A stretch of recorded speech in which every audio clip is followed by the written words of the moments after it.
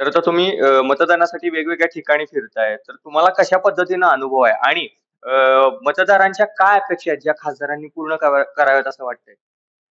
नमस्कार, मी अण्णा महाडिक, सिंदवणे गावचा माजी सरपंच म्हणून या भागामध्ये कार्यरत आहे.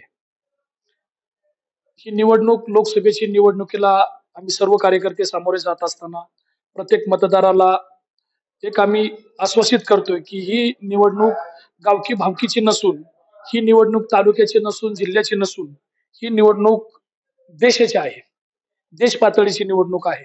त्याच्यामुळे प्रत्येक मतदाराला हे आम्ही समजावून सांगत आहे की देश जर सुधारायचा असेल आणि देशाची जर एक आर्थिक सुबलता वाढवायची असेल तर या देशाला तिसऱ्यांदा पंतप्रधान नरेंद्र मोदी हेच पंतप्रधान पाहिजेत. आणि तुम्ही जर पाहत असताना मागच्या 2 टर्मला खासदार शिवाजीदादा आढळराव या ठिकाणी चांगल्या पद्धतीने काम करत होते.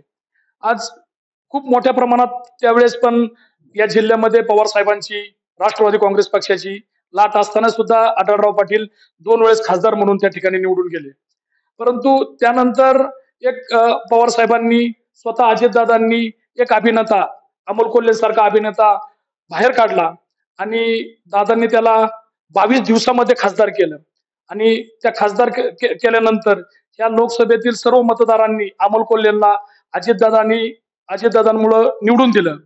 त्याच्यानंतर आम्ही पाहिलं असेल, खासदार हे ठीक आहे, संभाजी महाराजांची भूमिका केली, त्याचा आम्ही आदर करतो. परंतु रयतेला वाऱ्यावर सोडून डॉक्टर अमोल कोल्हे 3-4 वर्षे कुठंच नव्हते. ठीक आहे, त्यांनी तिथं प्रश्न मांडले असतील, तो त्यांचं काम आहे, त्यांनी केलं. परंतु सर्वसामान्यांच्या, आमच्यासारख्या कार्यकर्त्यांकडे कुठल्याही प्रकारचं लक्ष दिलं नाही. तिथल्या स्थानिक प्रतिनिधीचं ऐकून आमच्या कार्यक्रमालाही त्यांनी पाठ दाखवली. माझ्यासारखा छोटा कार्यकर्ता या भागामध्ये काम करत असताना खूप मोठमोठे फ्लॅक्स लावून, त्यांचे फोटो टाकून कार्यक्रमाला यावा, 5-10 लाख रुपये आम्ही स्वतः खर्च करायचे, आपला नेता, आपला खासदार या ठिकाणी आला पाहिजे. परंतु स्थानिक प्रतिनिधींनी सांगितलं की त्यांनी आपल्या त्या कार्यक्रमाला पाठ फिरवायची. या अशा असंख्य नाराजी आहेत. मी या भागामध्ये चांगलं काम करतो. माझ्या वहिनी वैशाली महाडिक पंचायत समितीच्या सभापती होत्या. माझे बंधू सरपंच होते त्या ठिकाणी. गेले 20 वर्ष झालं गावावरती एक प्रामाणिकपणे मी काम करतोय. माझी सत्ता त्या ठिकाणी आहे. आढळराव दादांनी, आमचे बंधू गणेश महाडिक त्या ठिकाणी रस्त्याच्या उपोषणासाठी बसले होते आणि आढळराव दादा आंबेगाववरतून त्या उपोषणाला भेट द्यायला आले. परंतु या स्थानिक प्रतिनिधी अशोक बाप्पू वळती गावामध्ये एका कार्यक्रमासाठी आले होते. तिथून त्या ठिकाणी येऊ शकले नाही. खासदार अमोल कोल्हे सोलापूर आवेला एका कार्यालयात लग्नाला आले होते, तरी त्या उपोषणाला भेट देऊ शकले नाही. हा रस्त्याचा प्रश्न होता. हा काय स्थानिक लेवलचा प्रश्न नव्हता. गेले 10 वर्ष अशोक पवारांचं आम्ही काम केलं, डॉक्टर अमोल कोल्हेंचं काम केलं. एक गणेश महाडिक सारखा एक छोटा कार्यकर्ता त्या ठिकाणी 7 दिवस उपोषणाला बसतो आणि स्थानिक प्रतिनिधी संबंधित सर्व अधिकाऱ्यांना सांगतो फोन करून की काय गरज नाही, ते होऊन जाईल, मी करतो. 7 दिवस त्या ठिकाणी माझे बंधू त्या ठिकाणी उपोषणाला बसले. 6व्या दिवशी आढळराव पाटील त्या ठिकाणी आले, भेट दिली आणि संबंधित अधिकाऱ्यांना सूचना दिल्या आणि त्यांनी त्या सूचना मान्य केल्या.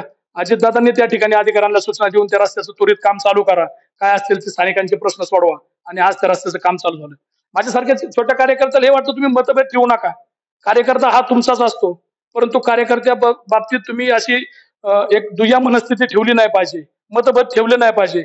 ज्यावेळेस तुम्हाला आमदार आणि खासदार म्हणून देतो त्यावेळेस तुम्ही सर्वसामान्य लोकांची कामं केली पाहिजे. तो कुठल्या गटातटाचा, कुठल्या भागाचा, कुठल्या प्रतिनिधीचं काम करतो हे पाहिलं नाही पाहिजे, असं माझ्यासारख्या छोट्या कार्यकर्त्याला वाटतं. आणि उद्याच्या काळामध्ये या भागाचा खासदार म्हणून शिवाजीराव आढळराव पाटीलच असतील, हा माझ्यासारख्या कार्यकर्त्याला ठाम विश्वास वाटतो. धन्यवाद.